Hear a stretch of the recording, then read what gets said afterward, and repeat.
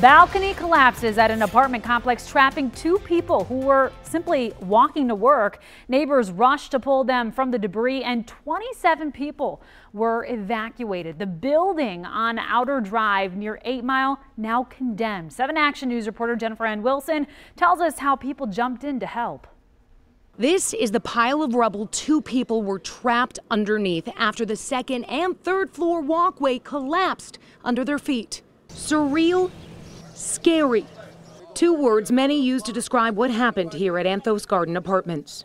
I walked on the balcony around like 6:30, smoking a cigarette.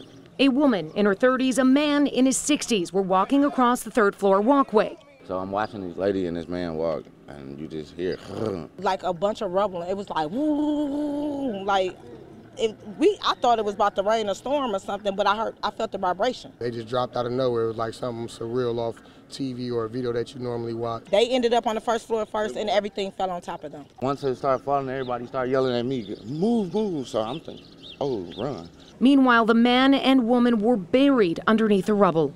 We got a car jack out of someone's car and jacked the concrete up.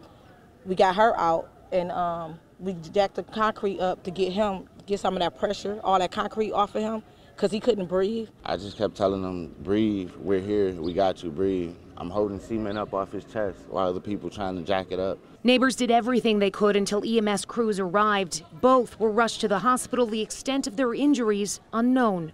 You see it with your own two eyes, the broken bones on her, him. You couldn't really tell, he was so covered, he was covered in blood. And an even bigger fear. That could have been me and my daughter, that could have been my neighbor and their kids. Investigators are working to figure out exactly what happened and who's responsible, but in the meantime, they say this building isn't safe to live in, and throughout the day, they'll be working to help the remaining residents get out safely. In Detroit, Jennifer Ann Wilson, 7 Action News.